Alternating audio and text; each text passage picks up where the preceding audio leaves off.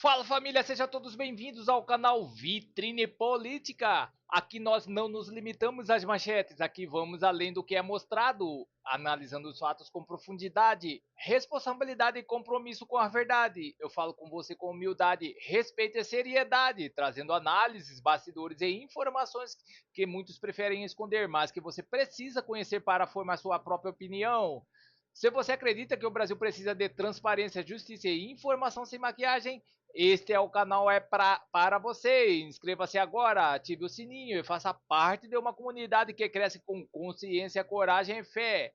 Seu apoio é fundamental para que este canal alcance mais pessoas e leve informação verdadeira a quem não aceita ser enganado. Vitrine Política, porque entender o que acontece por trás muda tudo. E essa notícia vem diretamente de Brasília com a Gazeta do Povo. Diplomacia lulista apoia o eixo do mal e isola o Brasil, sem rodeios. Assista esta matéria até o final para você entender melhor tudo sobre o que está ocorrendo e vamos deixando os créditos na plataforma para a Gazeta do Povo. E não se esqueça de deixar o seu comentário e de dizer de qual cidade você vê esta matéria, para que possamos saber até onde está chegando a nossa audiência. Sem mais enrolações, vamos à matéria. Eu tenho dificuldade em entender a estratégia do Trump aqui, né? Tem alguma coisa por trás, né? Que ele está querendo ali seduzir essas coisas que custam barato, né? Mexer com a vaidade, colocar num conselho, convidar, elogiar, essas coisas que o Trump às vezes faz, né? Mesmo com figuras como Kim Jong-un, Lula e por aí vai, né? Xi Jinping. Mas é óbvio que isso incomodou Israel. Aliás, o Trump teria convidado também, eu teria conversado, inclusive, com o Bibi Netanyahu, Benjamin Netanyahu, sobre essa questão aí de Gaza. Deve ter que se explicar, né? Porque é óbvio que Israel, que já chamou o Brasil lulista de anão diplomático, né? E isso foi lá atrás, né? Antes de escancarar um apoio mais bizarro ainda ao Hamas e demonizar Israel em sua legítima defesa e tudo, hoje seria talvez um protozoário diplomático, uma meba diplomática, né? Então, Israel sabe muito bem o que Lula vem fazendo em vários verões passados. Né? O Lula é alguém que está do lado errado na questão do Oriente Médio. Isso está evidente. Né? Então ele não tem nada que dar conselho algum e meter o bedelho nesses assuntos. Ele é aquele que achava que ia resolver a guerra da Ucrânia e da Rússia com uma cerveja num bar. E hoje a gente entende muito bem o que ele ia propor nessa mesa de bar, né, tomando uma cervejinha. Que a Ucrânia ceda em tudo, porque ele está do lado do Putin, está uma vez mais do lado errado também nesse conflito. Então, o Lula levou o Brasil em direção ao eixo do mal. O Trump tem uma estratégia aí, talvez, de tentar afastar, separar o Brasil lulista da China, do próprio eixo do mal, do Foro de São Paulo. A prisão e o julgamento do Nicolás Maduro entra nessa estratégia, talvez até uma delação, vamos torcer, né?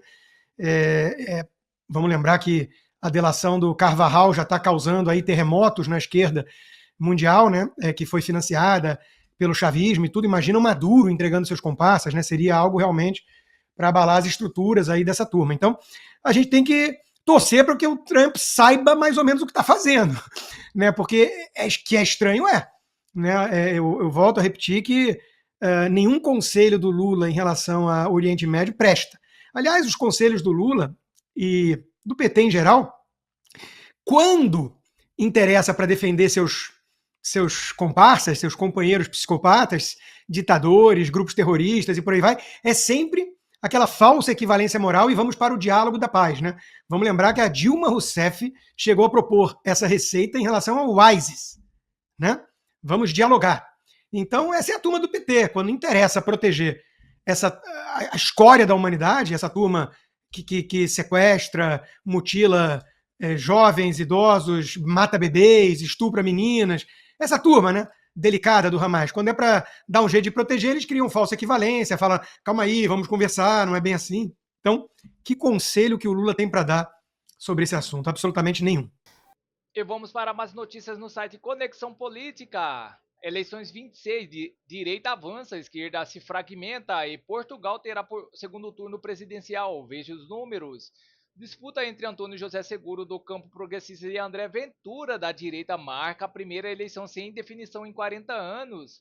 A eleição presidencial em Portugal, realizada no domingo, terminou sem definição no primeiro turno. Antônio José Seguro, ex-líder do Partido Socialista, e André Ventura, presidente do partido Chega, foram os mais votados e disputarão o segundo turno, marcado para 8 de fevereiro, com 99% das urnas apuradas.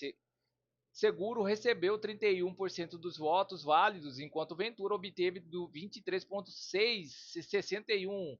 Nenhum dos concorrentes atingiu os 50% exigido para vencer o primeiro turno. É a primeira vez que em 40 anos que os portugueses terão que retornar às urnas para definir o próximo presidente da República. O sistema do governo em Portugal é semipresidencialista. O primeiro-ministro exerce a chefia do governo, mas o presidente da República ainda não comande diretamente o executivo, possui funções constitucionais relevantes. Entre suas atribuições entre a nomeação do primeiro-ministro, a promulgação ou veto das leis, a convocação de referendos, o comando das Forças Armadas e a representação do país no exterior. Também possui prerrogativa dissolver a Assembleia da República e convocar novas eleições, embora essa medida jamais tenha sido adotada na história democrática recente do país. A fragmentação do cenário político e o elevado número de candidaturas já indicavam a possibilidade de um segundo turno.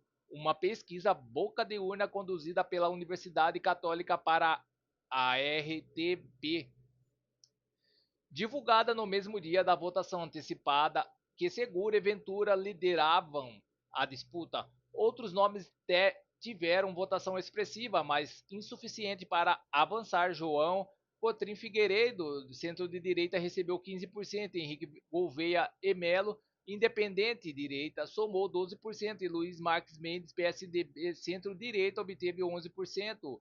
As eleições expôs fragilidade da esquerda portuguesa no cenário atual. Durante a campanha, houve apelos para que candidaturas à esquerda fossem retiradas em prol de Seguro, na tentativa de evitar o segundo turno polarizado.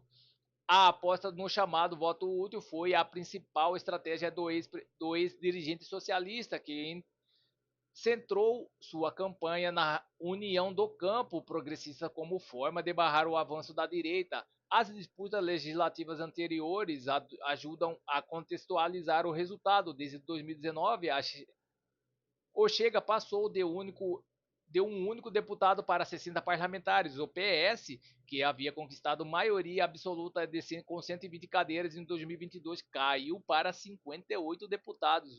O Bloco de Esquerda reduziu sua representação de 19 para 1 e o Partido Comunista Português passou de 12 para 3 deputados. A única exceção foi o Livre, legenda de centro-esquerda, que ampliou sua presença na Assembleia de 1 para 6 cadeiras nas últimas eleições. Então é isso, pessoal. Essas são as notícias que estão circulando nas mídias da internet. Não se esqueça de se inscrever, deixar o seu like e clicar no sino para mais informações sobre política. Agradeço a todos pela audiência.